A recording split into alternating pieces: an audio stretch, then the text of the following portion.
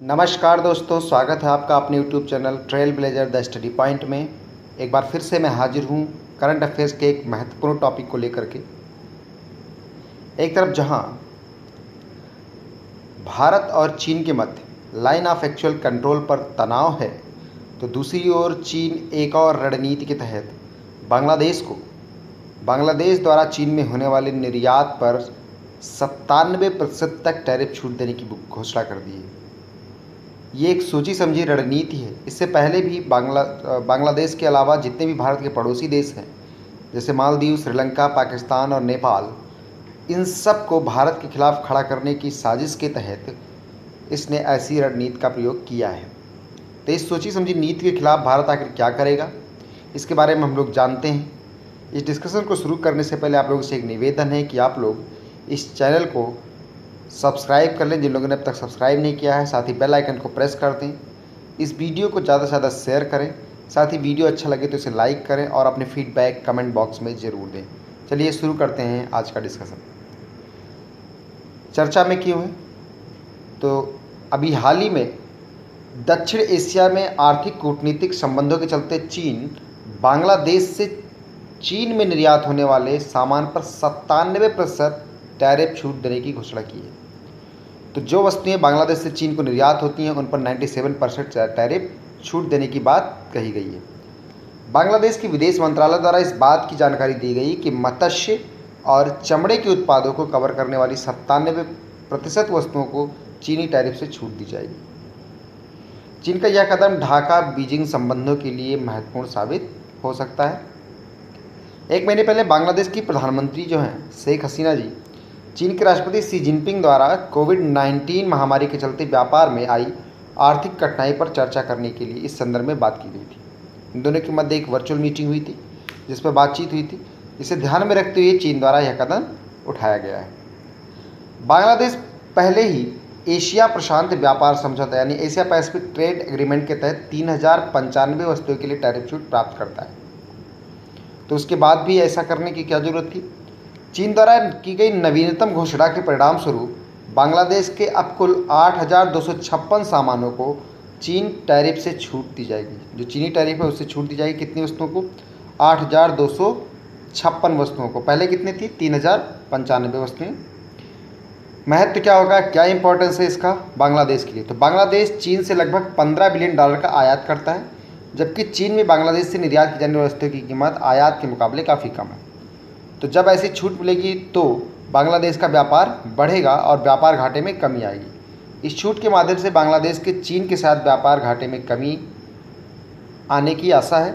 साथ ही बांग्लादेश की अर्थव्यवस्था को मजबूती मिलेगी, क्योंकि जो बैलेंस ऑफ ट्रेड है उसमें कमी आएगी, तो इससे मजबूती मिलने की संभावना है।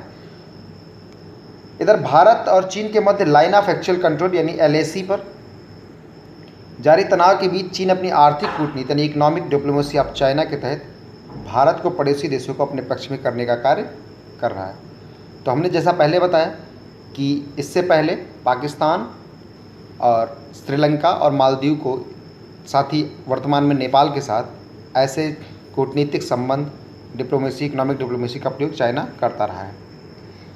इससे पहले श्रीलंका, नेपाल तथा पाकिस्तान के साथ भी यह रणनीति अपनाई जा चुकी है। अब चीन का रुख बांग्लादेश की तरफ है। इसी कड़ी में चीन ने बांग्लादेश से निर्यात की जाने वाली 97% वस्तुओं को टैक्स से छूट देने की घोषणा की है। एक तरफ जहां चीन द्वारा भारत को सामरिक एवं आर्थिक मोर्चे पर घेरने की रणनीति बनाई जा रही है, तो भारत भी इसका जवाब दे रहा है। कैसे देगा भारत, तो इस पर बात करते हैं। भारत द्वारा चीन से आयातित वस्तुओं पर अंकुश लगाने के उद्देश्य से जल्द ही ई-कॉमर्स पॉलिसी घोषित करने की तैयारी कर ली गई। जल्दी भारत एक नई ई-कॉमर्स पॉलिसी लाएगा। इस नीति के तहत कंपनियों के लिए यह स्पष्ट करना अनिवार्य होगा कि उनके द्वारा बेची जा रही वस्तुओं को भारत में उत्पादित किया गया है या नहीं। तो जो भी वस्तुएं बेची जाएंगी उन्हें भारत में उत्पादित किया जाना आवश्यक करने की एक नीति बनाई जा रही है। दूसरी तरफ भारत द्वारा चीन समेत भारत की सीमा से लगे किसी भी देश से पेंशन कोष में विदेशी निवेश पर प्रतिबंध लगाने का भी प्रस्ताव पेश किया गया है। जो पेंशन कोष है उसमें FDI जो पड़ोसी देश हैं उनसे समाप्त करने की भी घोषणा की जाने वाली है। तो पेंशन कोष नियामक एवं विकास प्राधिकरण यानी pension fund regulatory and development authority PFRDA के नियमन के तहत जो रेगुलेशन है उसके अंतर्गत पेंशन कोष में स्वतः जो ऑटोमेटिक रूट है उससे जो 49% विदेशी निवेश की अनुमति है उसे समाप्त करने की बात की जा रही है कि इसे समाप्त कर दिया जाए, जिससे आपके पड़ोसी देशों से पेंशन फंड में कोई भी इन्वेस्टमेंट FDI नहीं लाने को मिलेगा। इस प्रस्ताव के तहत चीन समेत भारत की सीमा से लगने वाले किसी भी देश की किसी भी निवेश इकाई या व्यक्ति को निवेश के लिए सरकार की मंजूरी की जरूरत होगी। यानी चीन समेत भारत की जो भी सीमा से लगने वाले देश हैं, चाहे वो बांग्लादेश हो, चाहे वो चीन हो, चाहे पाकिस्तान हो, चाहे नेपाल हो, म्यांमार हो, भूटान हो या अफ़गानिस्तान हो, तो जो पड़ोसी देश हैं किसी भी देश को किसी भी निवेश इकाई में, चाहे जिस भी इकाई में या व्यक्ति को निवेश करने के लिए सरकार की मंजूरी की जरूरत होगी।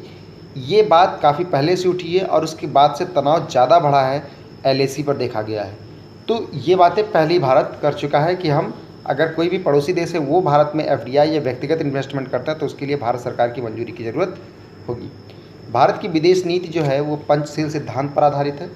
इस सिद्धांत को ध्यान में रखते हुए ही वर्ष 1954 में नेहरू और झाओ इनलाई द्वारा हिंदी चीनी भाई भाई के नारे के साथ पंचशील सिद्धांत पर हस्ताक्षर किए गए थे ताकि क्षेत्र में शांति स्थापित करने के लिए कार्य योजना तैयार की जा सके।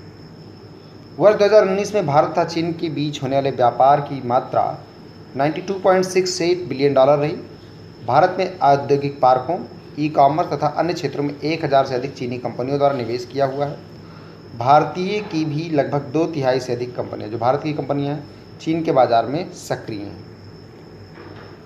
2.7 बिलियन से अधिक लोगों के संयुक्त बाजार तथा दुनिया के 20% के सकल घरेलू उत्पाद GDP के साथ भारत और चीन के लिए आर्थिक एवं व्यापारिक सहयोग के क्षेत्र में व्यापक संभावनाएं विद्यमान हैं। तो 2.7 बिलियन से अधिक लोगों के संयुक्त बाजार जो हैं भारत और चीन के, तथा दुनिया के जो 20% GDP है उसके साथ भारत और जो चीन है, इनके आर्थिक एवं व्यापारिक सहयोग के क्षेत्र में व्यापक संभावनाएं हैं। अतः वर्तमान समय में उत्पन्न परिस्थितियों को ध्यान में रखते हुए एक बार फिर दोनों ही देशों को एक दूसरे की क्षेत्रीय अखंडता और संप्रभुता का सम्मान करते हुए पंचशील के सिद्धांतों की महत्ता को स्वीकार करने की आवश्यकता है। रीज़न क्या है? क्योंकि दोनों देश की जनसंख्या लगभग 2.7 बिलियन है। GDP का कंट्रीब्यूशन वर्ल्ड की GDP के 20% के बराबर है। तो इस स्थिति में अगर एक दूसरे का सम्मान नहीं करेंगे और एक दूसरे की अखंडता और संप्रभुता का ध्यान नहीं रखेंगे और पंचशील सिद्धांतों का पालन नहीं करेंगे, तो ऐसी स्थिति में अगर युद्ध जैसी नौबत उत्पन्न होती है तो ये सिर्फ किसी एक देश के लिए नहीं, दोनों देशों को और साथ ही इस दक्षिण एशियाई क्षेत्र पर ये बहुत ही नकारात्मक प्रभाव पड़ेगा। साथ ही विश्व अर्थव्यवस्था पर भी इसका प्रभाव देखने को मिलेगा। तो इसलिए युद्ध जैसी संभावनाओं को टालने की पूरी कोशिश होनी चाहिए। साथ ही एक दूसरे देश की अखंडता और संप्रभुता का सम्मान करना चाहिए दोनों देशों को। आई होप आप लोगों को इस वीडियो में कुछ सीखने को मिला होगा। वीडियो अच्छा लगे तो इसे लाइक करें, शेयर करें और जिन लोगों ने हमारे चैनल को अभी तक सब्सक्राइब नहीं किया है वो लोग सब्सक्राइब कर लें। साथ ही बेल आइकन को जरूर प्रेस कर दें जिससे आने वाली वीडियोज़ की नोटिफिकेशन आप तक पहुंचती रहे। Thank you, thanks for watching.